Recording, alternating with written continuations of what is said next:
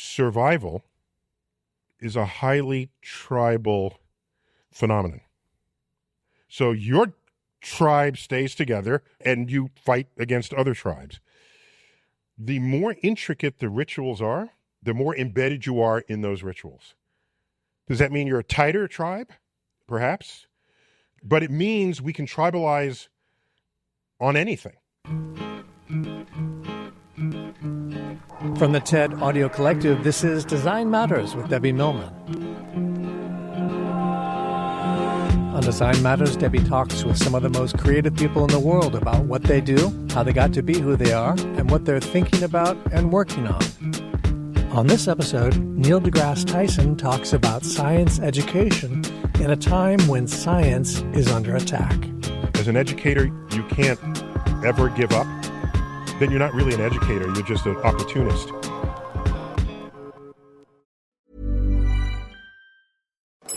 Dude, did you order the new iPhone 17 Pro? Got it from Verizon, the best 5G network in America. I never looked so good. You look the same. But with this camera, everything looks better, especially me. You haven't changed your hair in 15 years.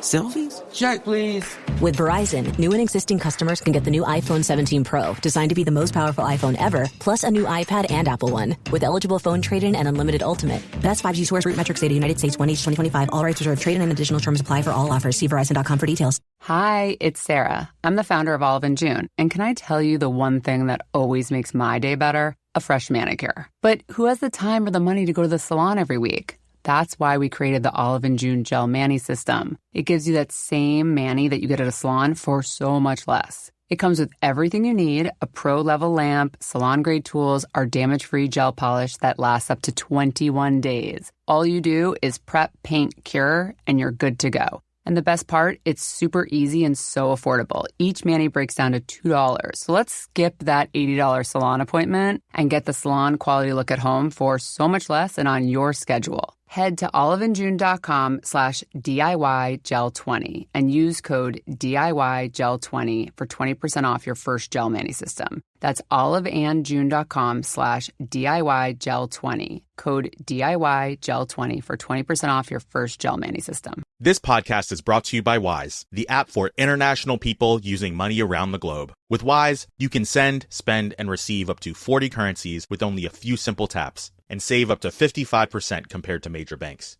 Plus, Wise won't add hidden fees to your transfer. Whether you're buying souvenirs with pesos in Puerto Vallarta or sending euros to a loved one in Paris, you know you're getting a fair exchange rate with no extra markups. Be smart. Join the 15 million customers who choose Wise. Download the Wise app today or visit wise.com. Learn more by visiting wise.com/US/compare. T's and C's apply.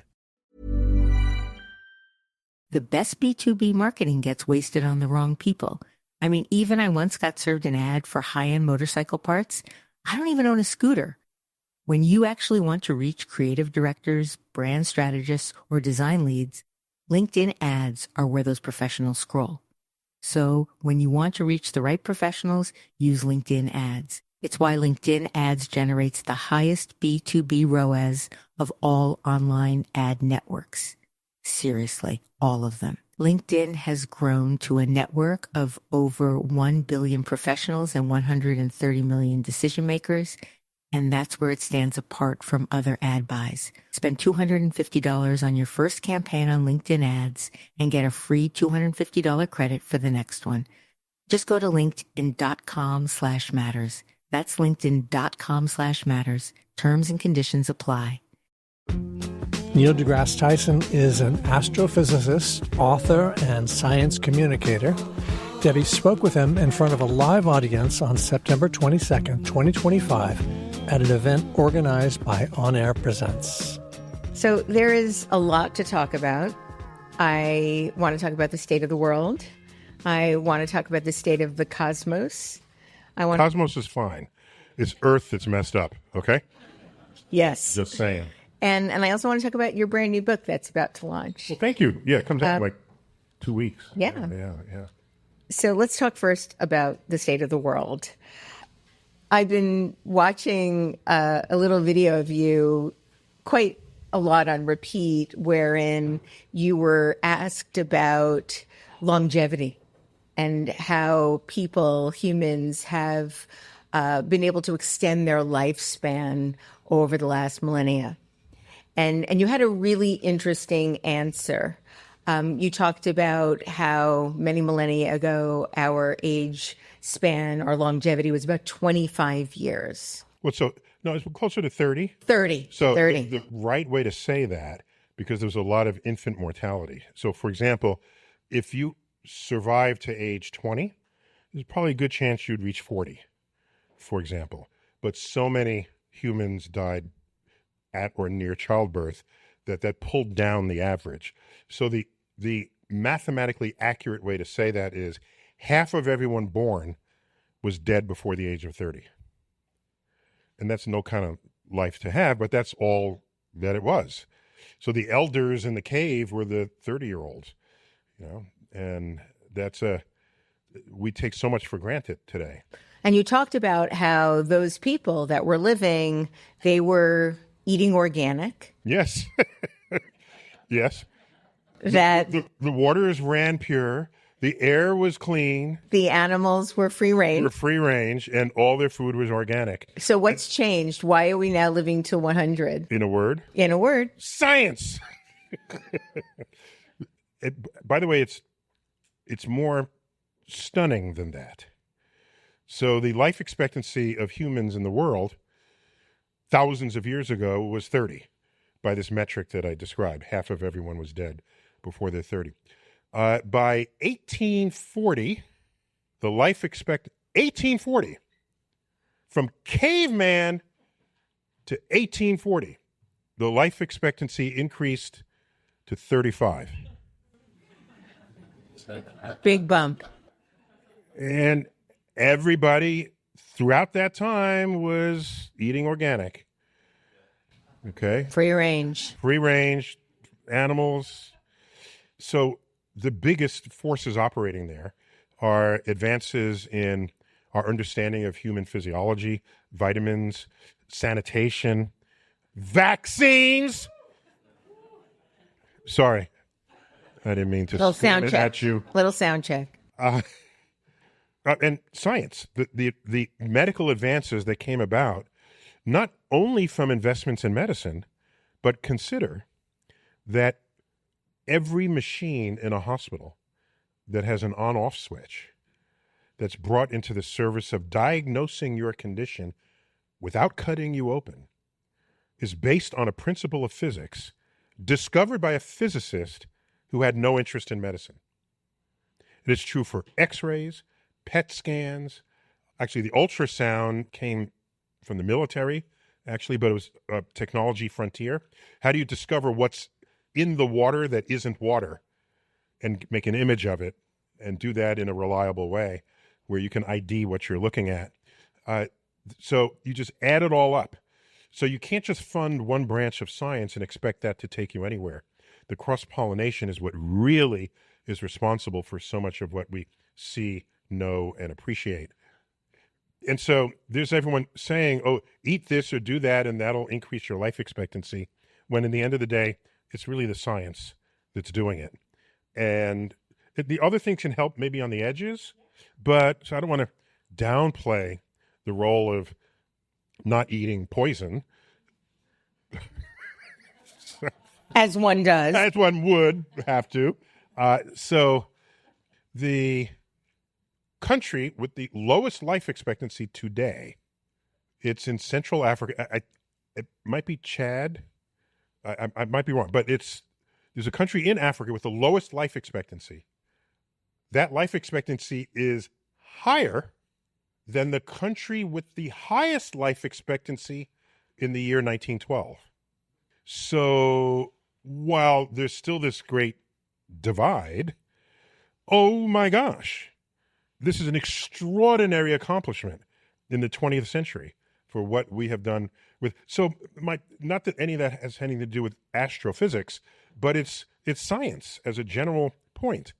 And what you're quoting here is a short little ditty I posted called Science in Health, Wealth, and War. Okay? These are three things that geopolitics cares greatly about. And we owe our longevity, we owe our wealth to innovative invocations of science. And to the extent that budgets are reduced or cut, constrained, impeded, that's going to come back and bite us on the ass. And we'll just recede on a world stage where we won't even be offered a seat at the table because we'll have nothing to offer.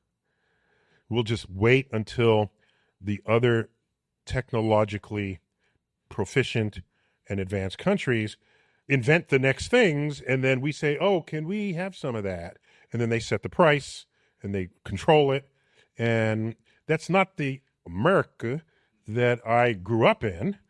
And so I'd like to think that it's a pendulum swing, and when it gets lower, we're farther away from what I remember, that people will then regain a sense of the causes and effects of things and bring back the science leadership that defined what it was to be American for the second half of the 20th century. But at that point, don't you think that there's a chance that we'll be too far behind to catch up? So many of the leading thinkers, minds, people doing this cutting edge science, math, medicine are immigrants. And so if we are going to become far more contained and we have less funding of the things that do help us live longer and healthier and happier, do you think that we run the risk of never, ever being able to catch up? I mean, there have been a lot of empires over the course of history that never were able to regain their superiority or their leadership on the planet once they lost it. We had a good run. I think of myself as a realistic optimist. Does that make sense? Yeah, cautiously optimistic, maybe? Yeah. That's the phrase. Cautiously optimistic.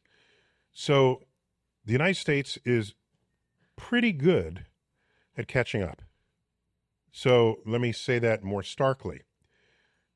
We like to think of ourselves as proactive innovators, but really what we are reactive innovators. Okay? There's a force that we're responding to. So defensive rebounds. Sure. Thank you. I appreciate that. So we think of ourselves as pioneers in space exploration, but we weren't. The first satellite was Russia, the Soviet Union. Of course, it was Sputnik, October 4th, 1957. Oh my gosh. Wait a minute.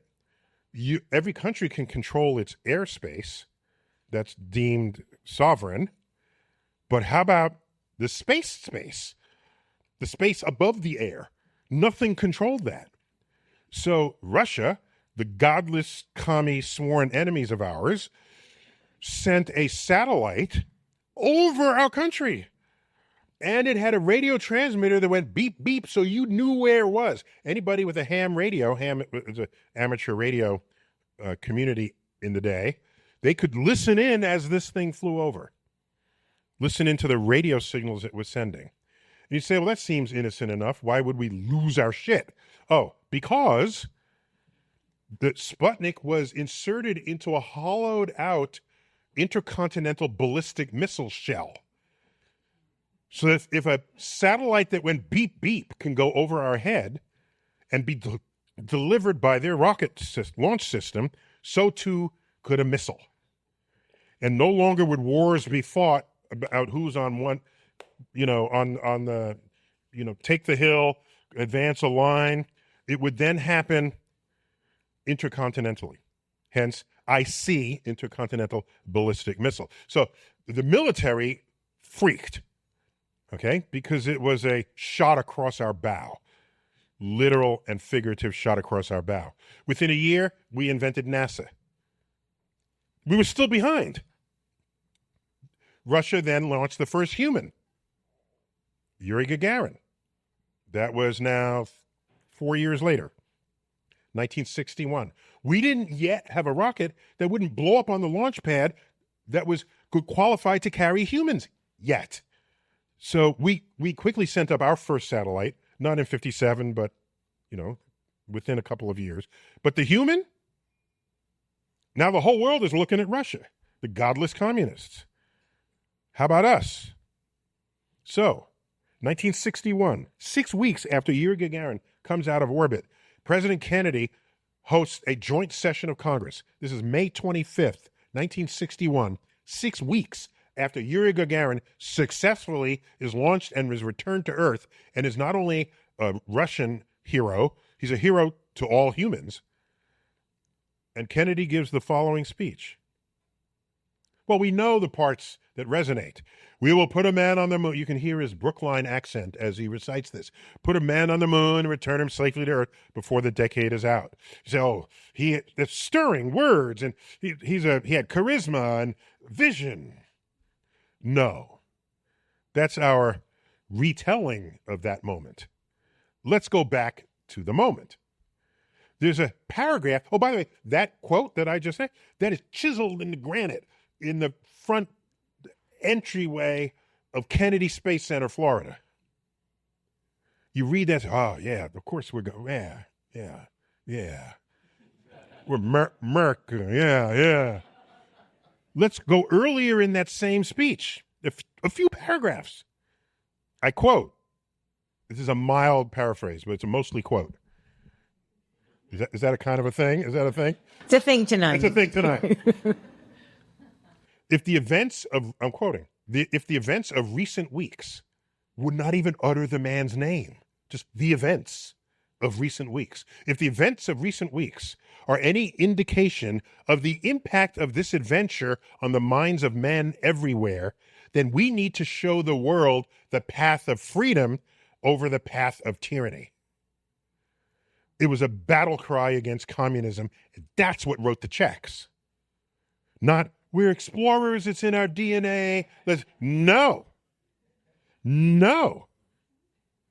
We reacted and we leapfrogged. We said, forget this just satellite, let's go to the moon. And we went to the moon before the decade was out. We went to the moon in 1968, December 1968. We didn't make a liar out of Kennedy, go before the decade is out. Then we get there, and we have 6 missions that land. There were 9 missions that went to the moon. 6 missions landed. Yes, we actually landed on the moon.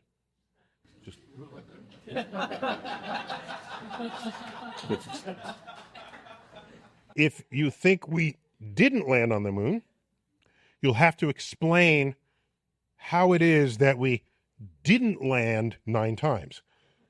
Apollo 17, 1972. This is 4 years after we first get to the moon. Apollo 18 is ready and waiting. But we looked over our shoulder and the Russians weren't there. And so what are we doing? So the Apollo program was canceled. We didn't stay on the moon. Do you know how many scientists went to the moon? 1. And he was on the last mission to the moon. He was a geologist. So the moon wasn't about science. It wasn't about exploration, though some of that did happen. It wasn't about any. That's not what wrote the checks. What wrote the checks is that we were scared witless about being bested in this world by a sworn enemy on every front. Because, like I said, they had the first satellite, the first non-human animal, the first human animal, Yuri Gagarin. They had the first female. They had the first dark-skinned person from Cuba. Remember, Cuba was on their side back then. They had the first space station. We land on the moon and we say, we win. It's a game of one because I don't think they're counting any of it. And just to, now that you're set up for what I'm about to say, it'll just roll cleanly and clearly. We're going back to the moon right now in the Artemis program. Artemis, this is brilliantly woke. Artemis is the twin sister of Apollo. So that's some woke mission naming right there. Okay? So that was woke before woke was considered bad. And so why are we going back to the moon? We could have stayed in 1972. Could have gone back in 1980, 1990, 2000, 2010. No. We decide in the late teens under Trump 1 that we're going back to the moon. Isn't it because we're going to Mars after that? That's not relevant. They want you to think it's relevant. Really? The I'm telling you like it is. I'm just telling you. Go on. Okay? So, why are we going back to the moon now? Because you know what happened in the late 2010s? China says they're going to put taikonauts on the moon. All of a sudden, it'd be a good idea to go back to the moon, we tell ourselves. And there it is. We are reacting to a threat. I was on CNN and said all of this, but in much tighter sound bites. We're lucky to hear the full story. Let's face it. And the next day I got name-checked by Marco Rubio. Got name-checked. He saw me say this, that we are being reactive, responding to China. I said this. And then he accused me of being a shill for China. And I had to look up what that meant. Shill. I'd never used that word. And I said, oh, wow. So then I thought, do I get in the trenches with him? No. But I did compose a response. This was on Twitter. I composed a response that is in my forbidden Twitter file.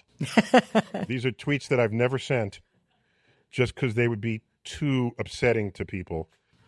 Can you share what was in that? Oh, yeah, I can definitely. You're right. Black men from the Bronx make excellent spies for China. Just to, think that through, right? I'm being honest on television about what motivates Americans, and I'm accused of being a shill for China. So that's kind of the state of the politics today. So I think it will be reactive. As other countries, China just invented a flag that's going to go on the moon. By the way, all of our flags, the dye, the blue and red dye, has faded from cosmic rays and from ultraviolet light, or they've been blown over by the exhaust from the ascent stage. And China sent a rover to the moon with a flag. And what color is their flag? Red, one of the most susceptible colors to fading of any color, as you know from artwork that might have been left in the sunlight or anything. They invented a new kind of fiber from basalt, which is volcanic rock common on the surface of the moon. And there's a thread, and they created a Chinese flag out of that thread. And so that flag that's on the moon will be there for 1 billion years. And that's why we're going back to the moon. Well, it's so I think we'll recover. The brain loss is sad, but if they don't come here and they bring their intellectual capital to their home country, we've been brain draining other countries for 60 years. Half of my fellow graduate students in school were foreign nationals, and they came and stayed. I don't want to say half, but a large percentage of Silicon Valley. It was just that. So we did so. Even our space program was launched by Wernher von Braun. We didn't have the intellectual capital to launch a space program. So we got the Germans who had already invented the V2 rocket. The rocket, oh my gosh. The V2 rocket did not prove to be as strategically valuable in warfare as intended by the Nazis. But what it did was it opened up an entire understanding of how you would launch from Earth and go someplace other than Earth. Yeah. Well, speaking of flags, before we got on stage, Neil and I were talking about the origins of the word brand and how it was used and so forth. And while you were talking about the flag that the Chinese are leaving on the moon, I was thinking about how before there was the ability to send rockets over another country, when wars were fought, flags were used on the battlefield to designate which side you belonged on, because there weren't any mass manufactured uniforms. And so you needed to know where your friends or your foes were. Yes, but that wasn't the most important application of flags. In the history of the U.S. military and around the world, there's something called the Signal Corps. And the Signal Corps were people who had flags, and it was the flags that they would raise. You've seen, when they do this with the flags, this is enabling the entire front line to know what commands are being offered by the commanding officer, the general, whoever it is with them. So is it hold for an hour, we launch in 30 minutes, and this is basically secret code that would change depending on how much they believed the enemy knew what these signals were. Then when the telescope was invented and brought into battle, you could be much farther away from the flags and still see what the symbols were. So the Signal Corps still exists today, and they work on encryption and other communication elements in the military. And why do I even know about this? Because I co-wrote a 600-page book. Don't get that book confused with a separate book I wrote called Astrophysics for People in a Hurry. Okay? This book for people not in a hurry, it's titled Accessory to War, the Unspoken Alliance Between Astrophysics and the Military. And in there's an entire chapter on the role of the telescope in enabling warfare across much wider stretches of a battlefield. Yeah, flags are even used in sports, football games. Oh, yeah, it carries over. Because football is basically war. So branding uses the language of war in every way, target market, strategy. It's all using a lot of that same language. You mentioned before about the people that are disbelieving in the proof of our moon landing or the shape of the planet. I can't even say it. I can't even say the words. There are people that really truly believe this. I know that it feels absurd to say. However, we're living in a time now where there does seem to be this giant delta, this abyss between what one group of people believe and what another group of people believe. Is that abyss ever going to be something that is surmountable? So there are two separable variables there. One of them is the denial of science, its integrity, and its role in shaping modern civilization. Another one is people just believe in stuff, okay? And we live in a free country. Frankly, I don't care what you believe. But if you think Earth is flat, I would just rather you not, for example, become head of NASA, okay? That's a bad combination. But there are plenty of professions that would support you if you thought Earth was flat. There was a famous basketball player, Kyrie Irving, a big flat earther. And a basketball court is flat. So that's okay. I don't have a problem with that, okay? And not to drop a bomb in the conversation, but you uttered that with disbelief that anyone could walk around, be an educated adult, and believe that. But you didn't also say we have fully educated adults who are certain that the creator of the universe impregnated a virgin in the Middle East who gave birth to the Son of God. That itself requires an extraordinary leap of belief and faith. I think the difference, but Neil, no. Any standard of evidence. Yes, I agree 100%. Yes. The fact that we don't know where the helium and the hydrogen came from could create ways for which people to envision or imagine or make up. That's one thing. It's quite another thing when all you need to do is get into an airplane and look at this globe underneath and see that it is not flat. The other question I want to add to that is, you mentioned if a flat earther, what harm could they have as long as they weren't head of NASA? I don't have to really throw a stone very far to get to the health department and vaccines, and now the potential stock decline of Tylenol. So help me understand that. Yeah, I if the stock drops, I'd be surprised because most people at any given time are not pregnant. But again, there's separable variables here. You're describing not simply a belief system, of which there are many that permeate a free society. You're referring to objectively verified experiments with evidence-driven conclusions.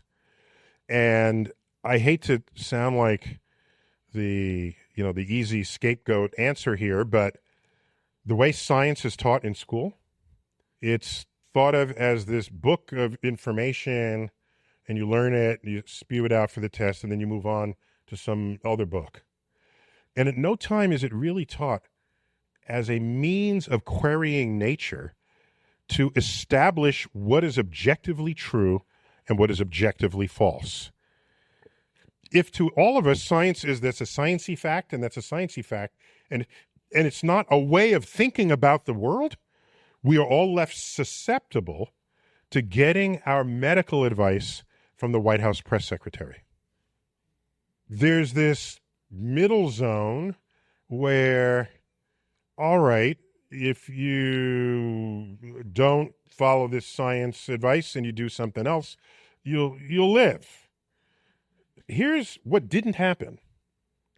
But had it happened, that's a whole other path of recent history that was not taken.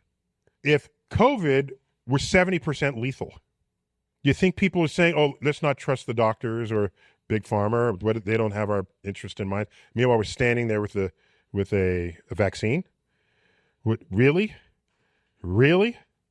And so an interesting fact in epidemiology is often the more lethal a pathogen, the fewer people ultimately die from it.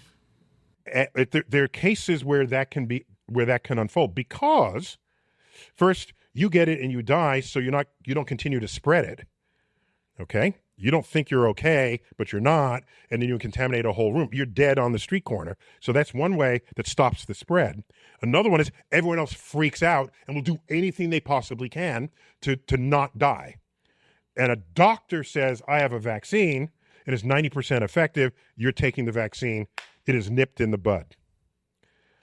So if you have a disease that is mildly lethal, it is at risk of people inventing their own cures and coming up with their own explanations and charlatans rising up, selling snake oil or whatever it is, and the disease sort of works its way through, kills some people, not others, and then everyone at the end has to blame somebody for the disease existing at all.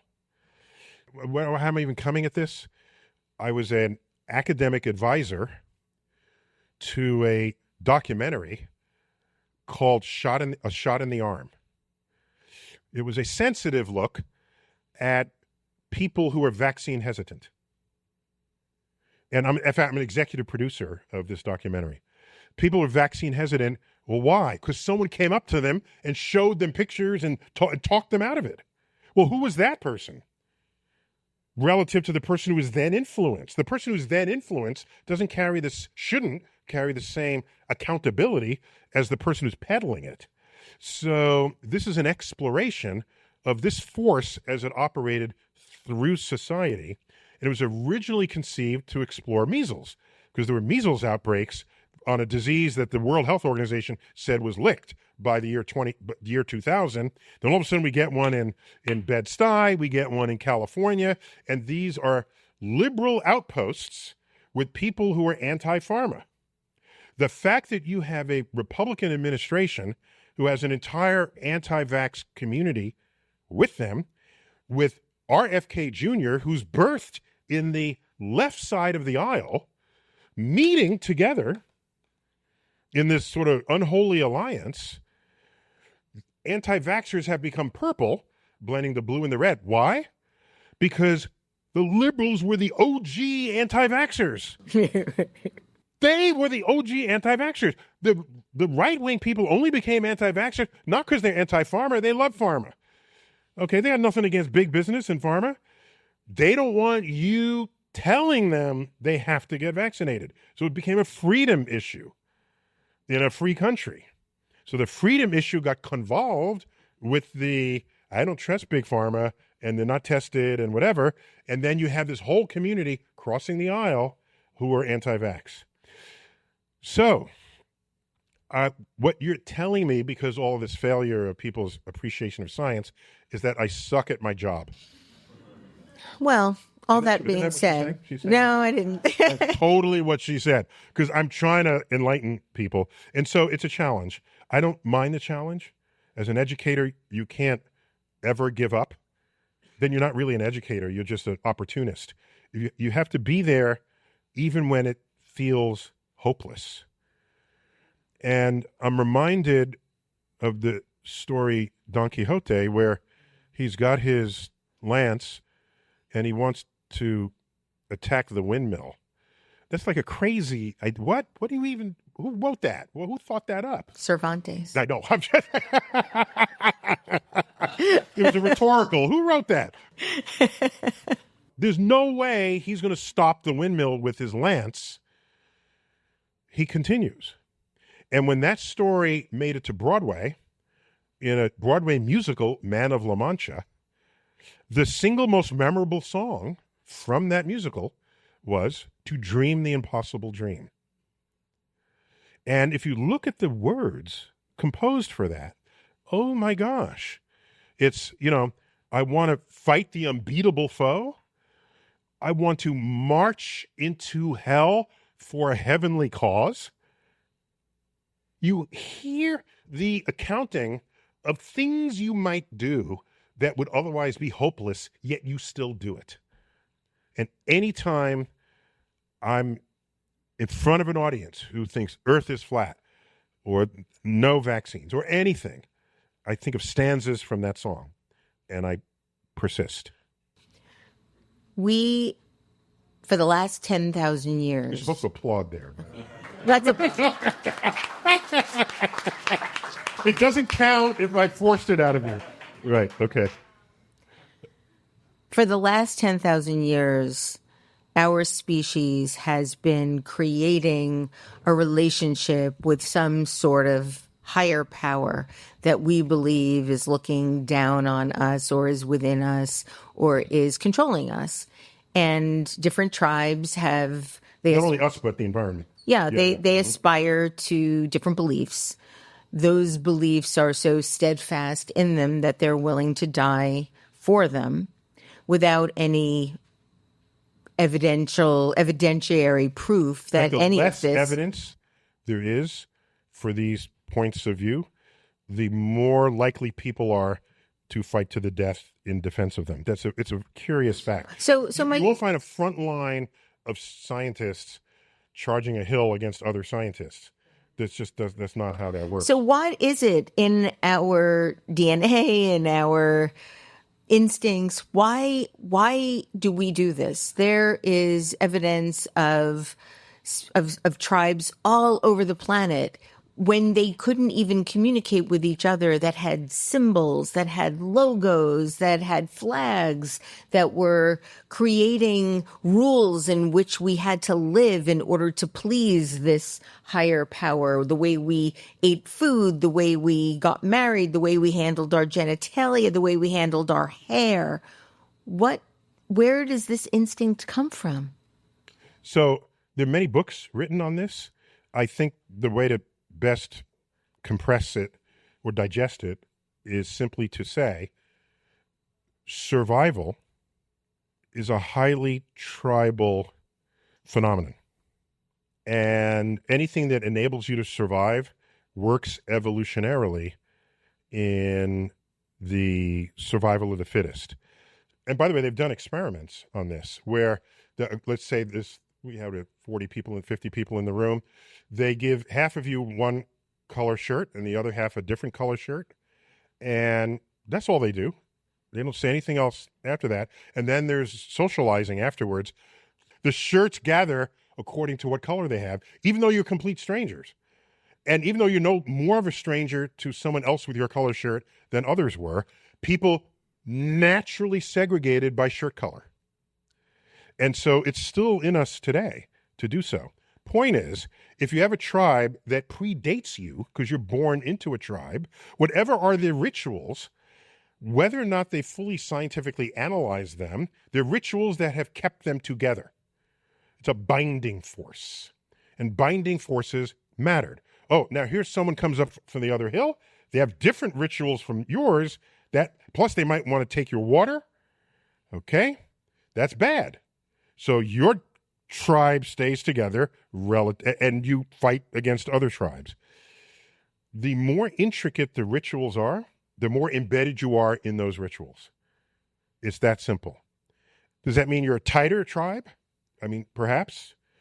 But it means we can tribalize on anything.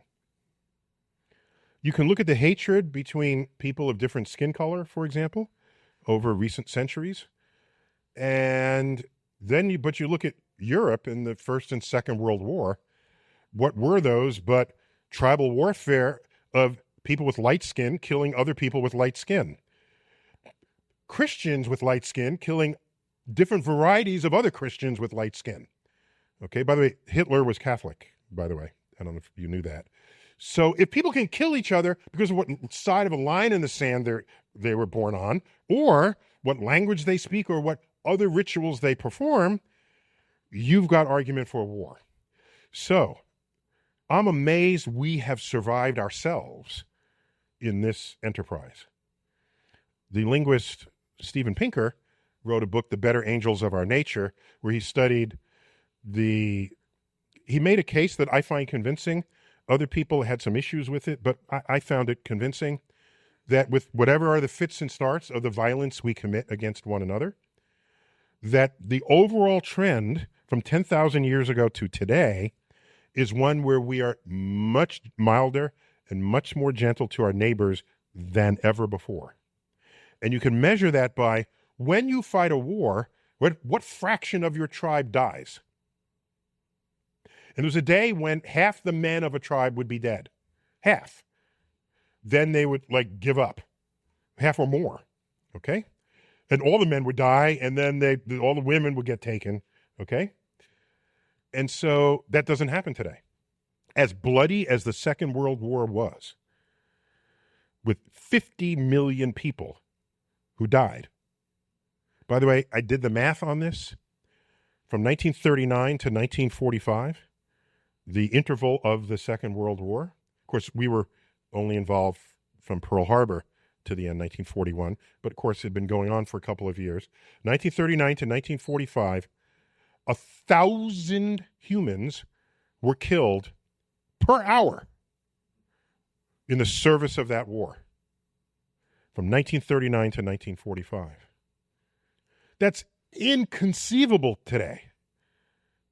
If a car barrels into protesters and kills 6 people, that's national headlines for a week. We were killing 1,000 people per hour because violence wasn't reported by deaths. It was reported, did we take the hill? Did we take the thing? Did we move the troops back? Where is Hitler? Where is Mussolini? Where is Japan? The Japanese Empire? So the language was different. But even so, at 1 million people per hour, 1,000 people per hour, you could rank the countries by what fraction of their population died in the Second World War. The worst cases were 10%. There was a 30%. There was one country. Most were 10, 5%. We lost 500,000, mostly men. What percentage of 150 million people is 500,000? That's a vanishingly small percent. We are tribes fighting, and because it is state-run, this is the point I'm trying to make here. I forgot to say it at the beginning. When it's state-sanctioned war instead of tribe-sanctioned war, the state has its own survival as a priority. And so the state will surrender on terms before they would completely get wiped out by their enemy. And so that is a force operating against the tribal urge to just have everybody go out and kill everybody they find who does not look like you or sound like you or perform the same rituals as you. Is that something that you think is embedded in our DNA, or is that just something that we've been socialized? I have no other way to think about it. Oh, so I'm grouping religion as just another way to tribalize. Period. Right. That's all it is. But is that something in our DNA? Is that something it appears to be so because, like I said, originally it was in the interest of the survival of the tribe. There's another thing, for example. Have you ever smelled throw up? Okay. What does it make you want to do? It makes you want to throw up. Okay. That's completely natural. Someone in your tribe, you're all eating the same foods. You're all sleeping in the same place, eating the same foods. Someone throws up. You smell it. Your reaction is to throw up as well. So that's an autonomic reaction before you physiologically had to. Your brain said, looking at a tribal member, this is bad. Let's get it out of our system as well. If there were any tribes where they ate poison and only one person throws up from it and the others don't, all of the rest of you die because it killed you some other way. The poison didn't make them throw up. The body said, I don't like this, I'm getting rid of it. If your body doesn't tell you to get rid of it and it's still poison, you end up dying and you get removed from the gene pool. So there are so many forces operating that will have us do the same thing in the interest of our own survival. Given how science is built on truth, why is it facing so much mistrust at this time? Because we're not trained to learn what science is, nor are we trained to communicate science. So here's what should have happened, and this is not just 20/20 hindsight. This is not Monday morning quarterback. I knew this while it was happening, okay? COVID hits. So the CDC issues recommendations. Fauci, at no time should he have said, here's what everyone needs to do to protect themselves. Wrong answer. It's the latest evidence as of this week tells us this. It's an airborne virus. It might survive on surfaces that are wet. So rinse off your groceries when they come in. As we learn more about the behavior of this virus in its airborne state, we will update you weekly. And there's a huge army, forgive me for using that word, of scientists studying this novel virus. Novel meant we don't have prior data on it. And so he should have he should have reported it as a work in progress, because that's how science goes. But everyone's saying, we need the definitive answer, and he gives a definitive answer, and we find out later that it's not true, then no one believes anything that comes out of his mouth. That's the problem. So science is in the business of establishing, I'll tell you what the scientific method is.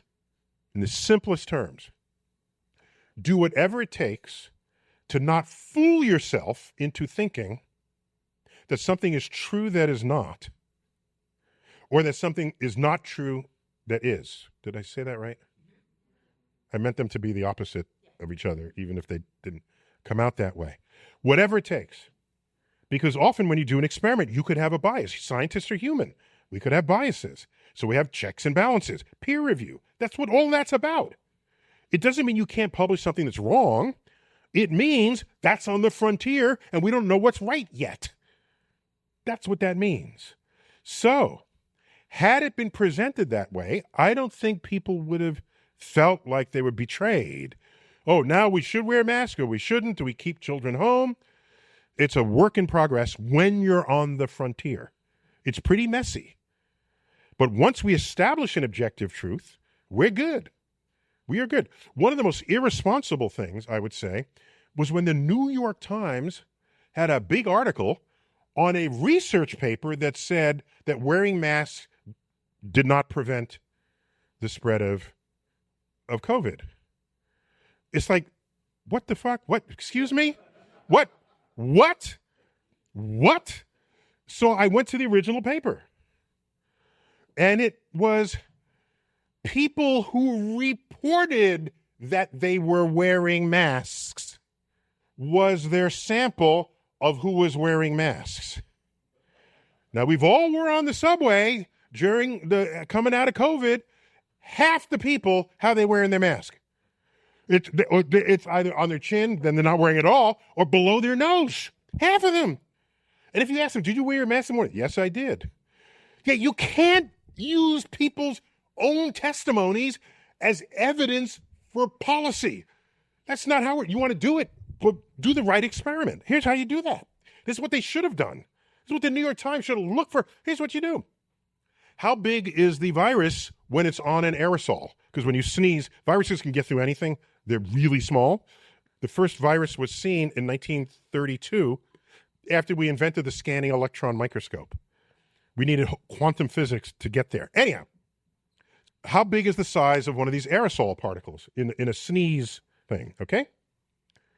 And here's what you do. You take the material that a mask is made of, so it's a membrane, and you put it in the middle of this container.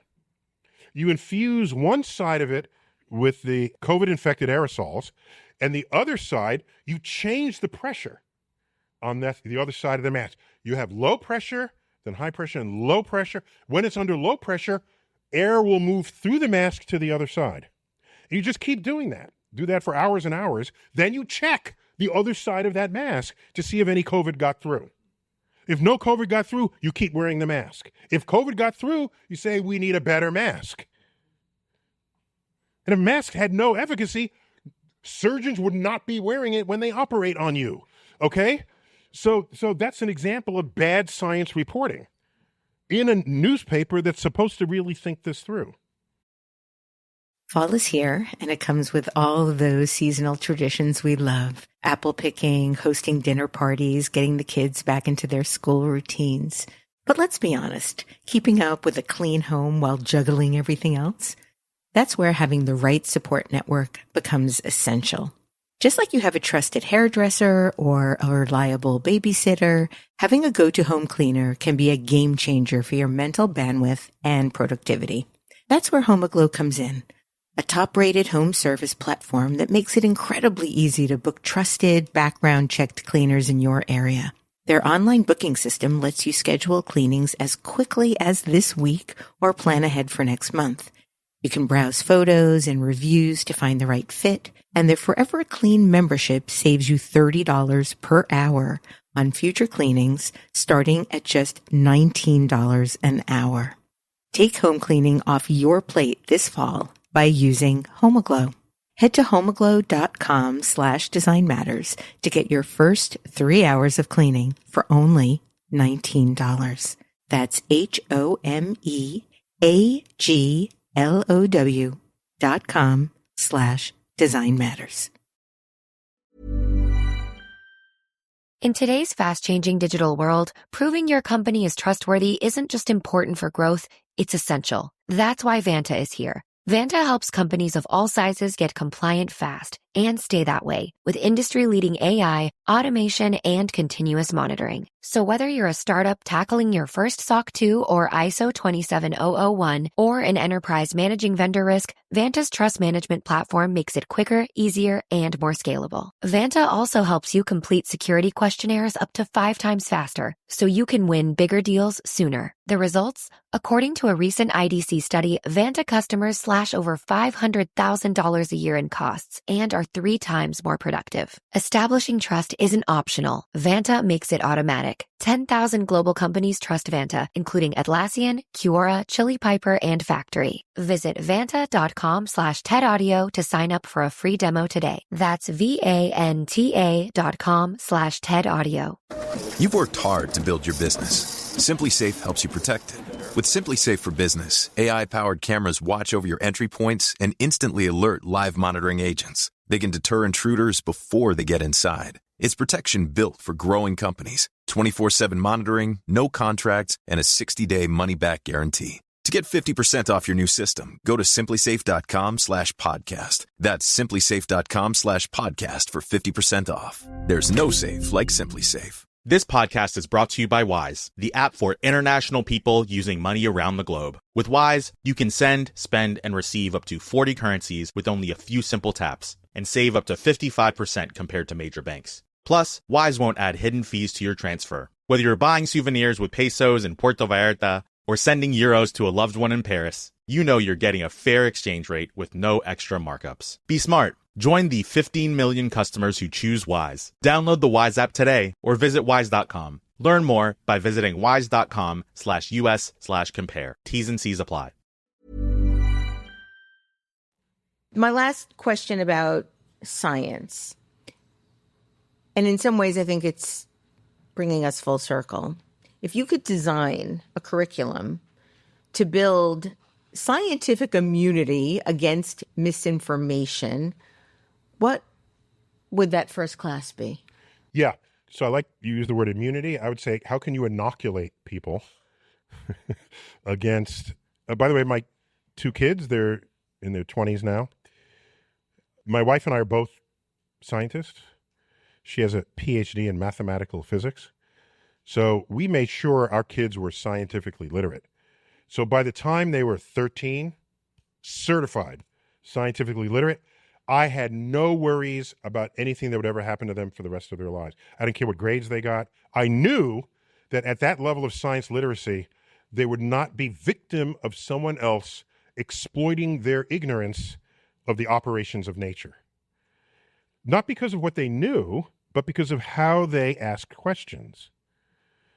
I had a dinner party and an adult, they're in their 13, 14, an adult was there and said, "Oh, I had such bad luck today. It must be because Mercury was in retrograde." and my daughter said, politely,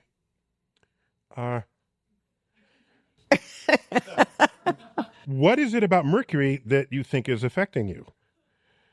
Is it its light? Because are you sitting in front of an open window facing the planet Mercury while this happened?" She knew how to think this through.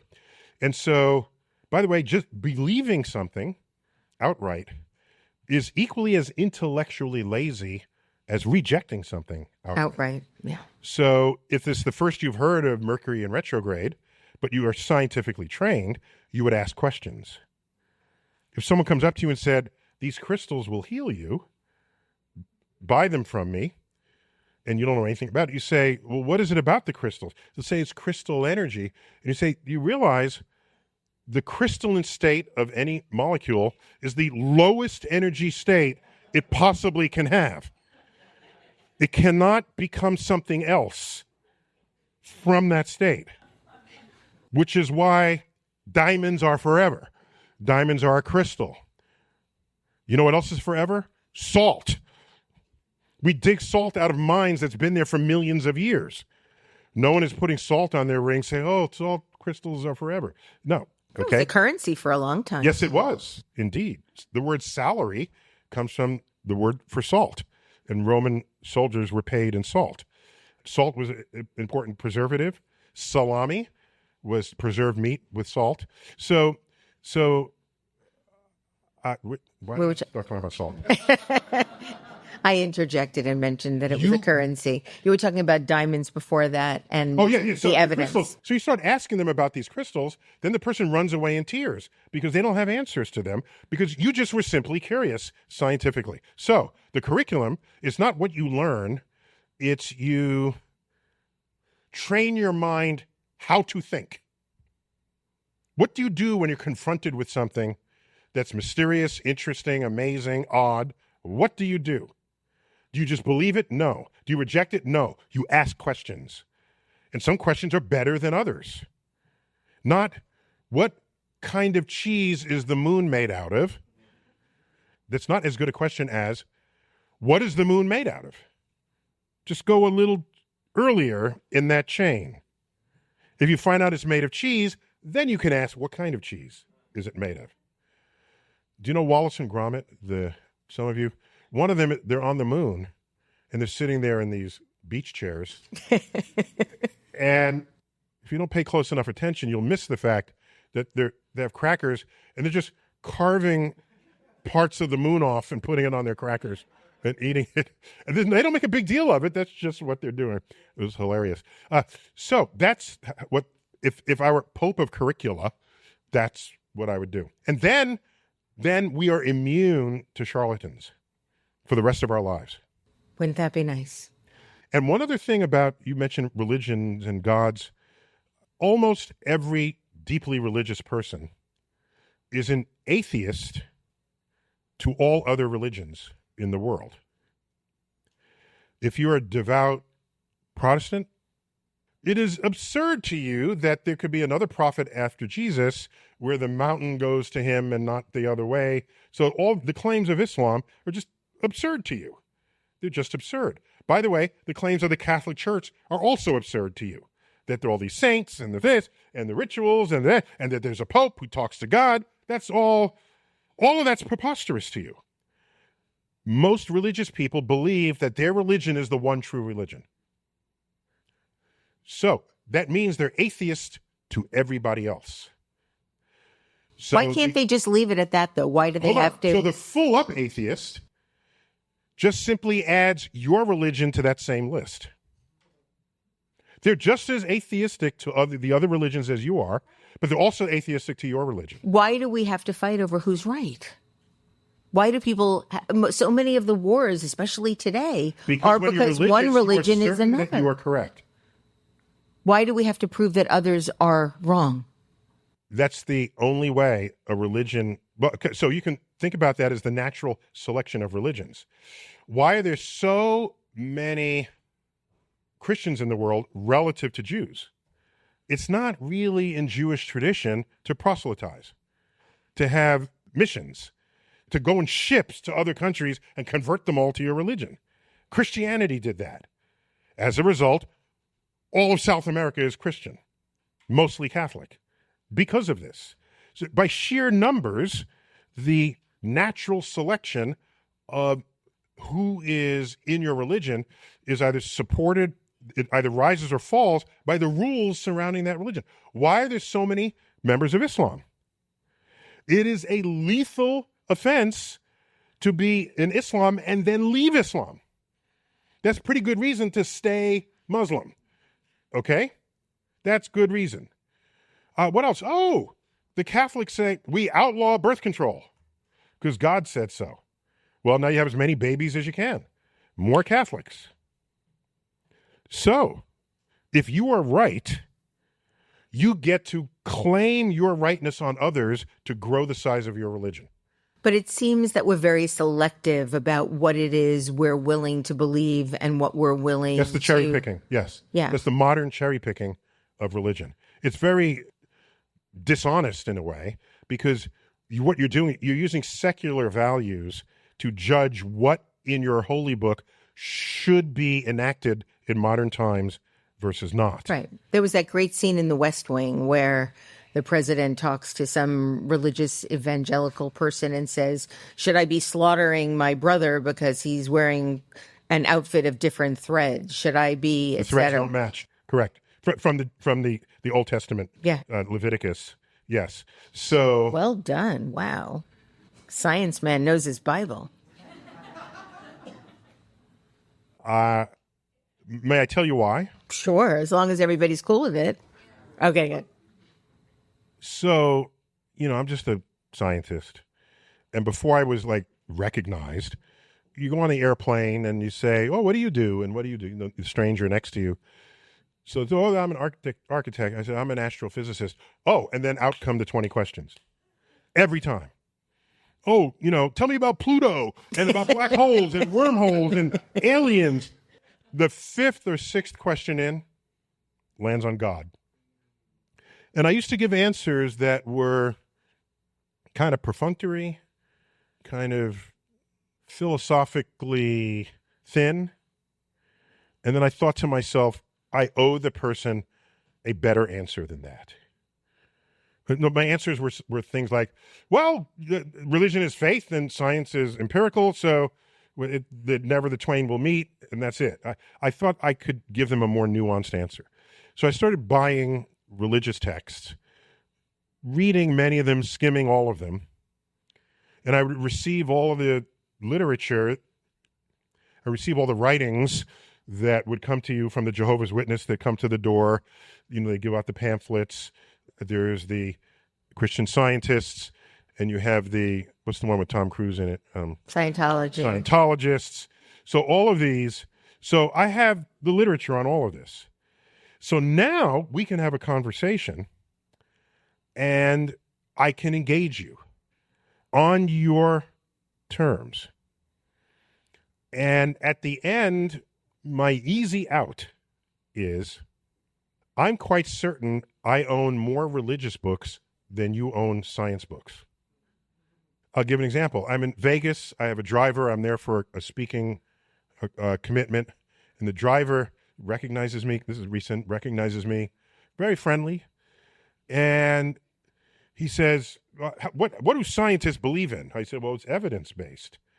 And then he said, well, if evidence matters to you, then what about the evidence of the resurrection of Jesus? And I said, well, what evidence are you talking about? And he said, oh, well, the rock was pushed aside from the burial crypt. And, there were 2 guards there. And I said, oh, okay. Eyewitness testimony, however high a form of evidence it is in court, it is the lowest form of evidence in the court of science. In fact, it's not even there. You don't walk into a conference and say, this is true because I saw it. It's like, go home. Get a chart recorder reading or something. All right? Okay. So I led with that. And at this point, I learned that he only drives part-time. He's also a preacher. So I said, oh, you're a preacher, so you should know the Bible. He said, yeah. And I said, well, did you know that the rock was moved while the guards were asleep? He didn't know that. I knew that. So it's kind of odd that if God wants to take Jesus' body out, that he has to have the guards sleep for this to happen. He's God, right? That shouldn't be necessary. You can just freeze him in place and have them watch it, and then they be witness to it. That's even more profound. But they weren't witness to it because they were asleep. It says it clear as day in the Gospels. And so this surprised him that I could even engage him in that way. Well, I'm not religious fluent to play gotcha. I'm just religious fluent so that I can absorb themes and ideas that I know you care about in my answer when we have the conversation. And that's why. You know what else is in Leviticus? It's the verse that was 40% at least of why they killed Joan of Arc. Okay? If you ask anybody, why they killed Joan of Arc? Why? She was burned at the stake in the 1400s. Not for witchery, not for heresy, because she was quite religious. She was leading French troops against the British in British-occupied France.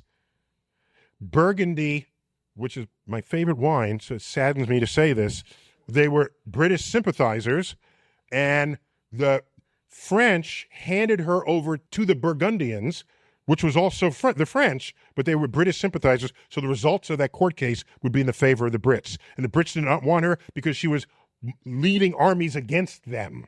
Okay, so if you read the transcripts of because the Catholic Church keeps really good records, there it is, citing Leviticus. A man shall not don the clothes of a woman, nor a woman the clothes of a man, lest this be an abomination unto the Lord thy God.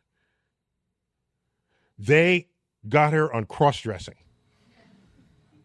And you can't lead soldiers into battle wearing a skirt. Okay?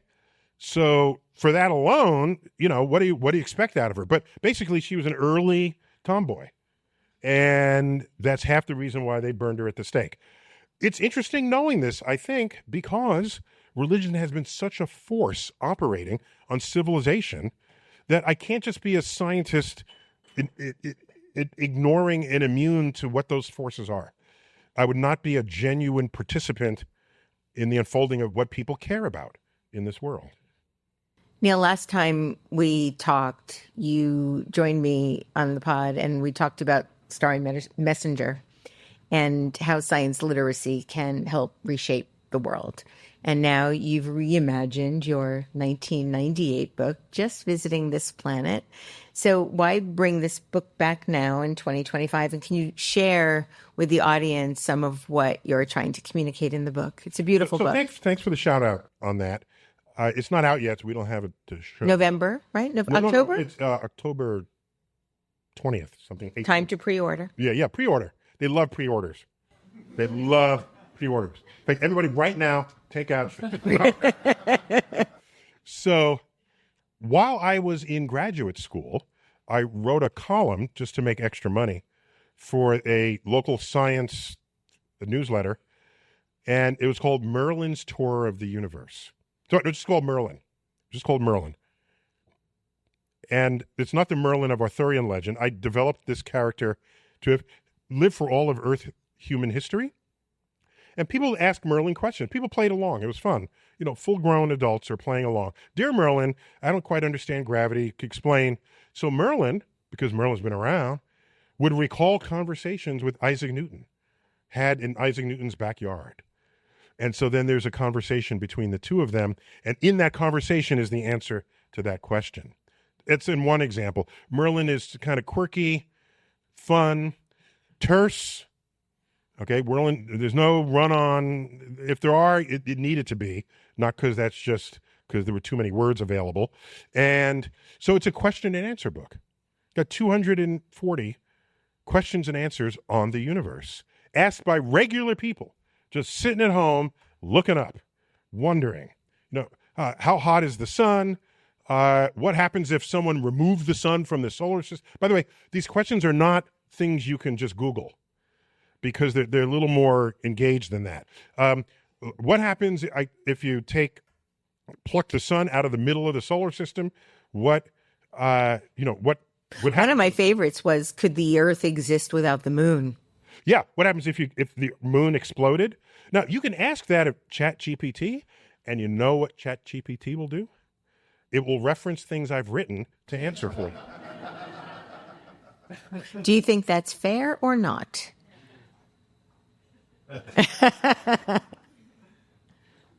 Consider, this is my 17th book, all of them nonfiction.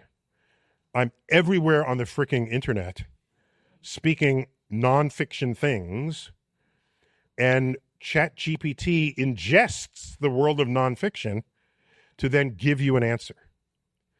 And so, yeah, I'm not officially part of that lawsuit, but I verified that my books are in the ingested database of that. And I got to tell you a quick thing before I say a couple more things about the book. I'm at a dinner party, and there's a guy, your age, plus or minus, and he's active in the computer world and AI even. And he's a little geeky. Geeky people are my people, by the way. I went to the Bronx High School of Science. This is the hilltop of geekitude. Even the jocks are geeks, right? Just so you know. So he's there, and he asked me, so, Neil, what are your thoughts on aliens? I said, could you be more specific? well, do you think we have they visited us? So I started giving him an answer, and he's not paying attention to me. He's looking down at his smartphone. And I'm looking, I said, this is rude. I just met the guy. It's a dinner party. I don't want to create a scene. And I said, what are you doing?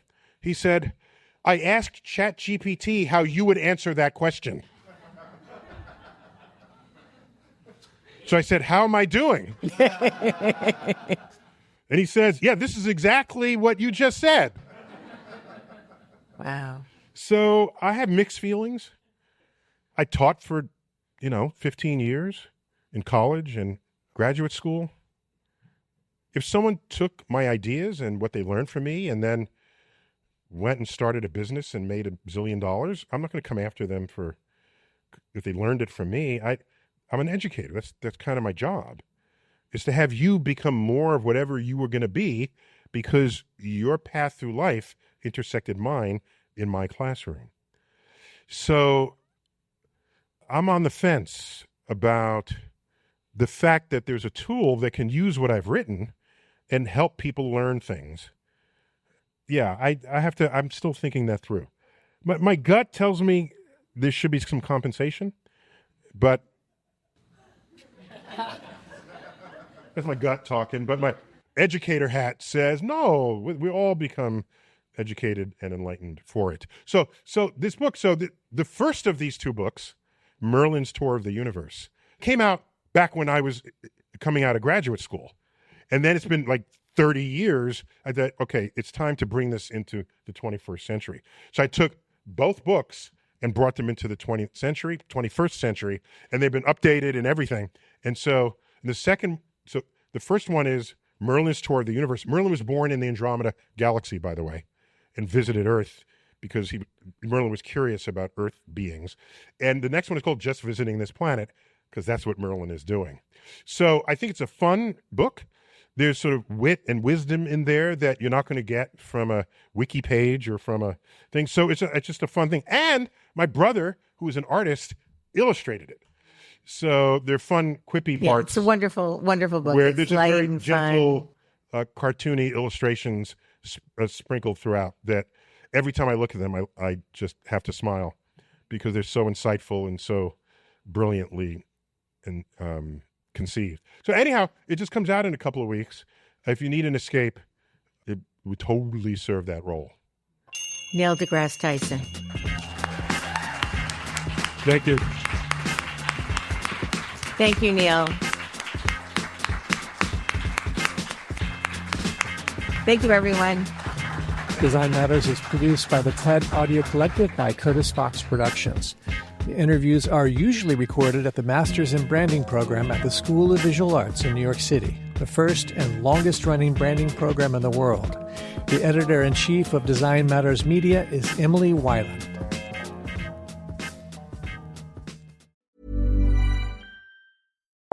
Every day, millions of customers engage with AI agents like me. We resolve queries fast. We work 24/7 and we're helpful, knowledgeable, and empathetic. We're built to be the voice of the brands we serve. Sierra is the platform for building better, more human customer experiences with AI. No hold music, no generic answers, no frustration. Visit Sierra.ai to learn more. What makes a great pair of glasses? At Warby Parker, it's all the invisible extras without the extra cost. Their designer quality frames start at $95, including prescription lenses, plus scratch-resistant, smudge-resistant, and anti-reflective coatings, and UV protection, and free adjustments for life. To find your next pair of glasses, sunglasses, or contact lenses, or to find the Warby Parker store nearest you, head over to warbyparker.com. That's warbyparker.com. Hey, it's Mark Maron from WTF here to let you know that this podcast is brought to you by Progressive Insurance. And I'm sure the reason you're listening to this podcast right now is because you chose it. Well, choose Progressive's Name Your Price tool, and you could find insurance options that fit your budget, so you can pick the best one for your situation. Who doesn't like choice? Try it at Progressive.com. And now, some legal info. Progressive Casualty Insurance Company and Affiliates. Price and coverage match limited by state law. Not available in all states. You know, we love recommending new movies for you guys to watch, and I'm obsessed with Regretting You. It's based on the best-selling book Regretting You, introducing audiences to Morgan Grant, played by Allison Williams. We love her in Girls. And her daughter, Clara, who's played by McKenna Grace, as they explore what's left behind after a devastating accident reveals a shocking betrayal and forces them to confront family secrets, redefine love, and rediscover each other. Regretting You is a story of growth, resilience, and self-discovery in the aftermath of tragedy. It also stars Dave Franco and Mason Thames, with Scott Eastwood and Willa Fitzgerald, and it's in theaters this October. It has an all-star cast based on the book written by #1 New York Times bestselling author Colleen Hoover, and director Josh Boone is no stranger to bringing these books to life. He's the guy behind The Fault in Our Stars. It's the perfect film to share with your best friend, your mom, your grandma, your high school niece. It's filled with love, tears, and laughter, balancing comedy with romance and drama, which, you know what, sounds right up our alley. It'll be available in the US October 24th, 2025 to watch on the big screen. See it at a theater near you.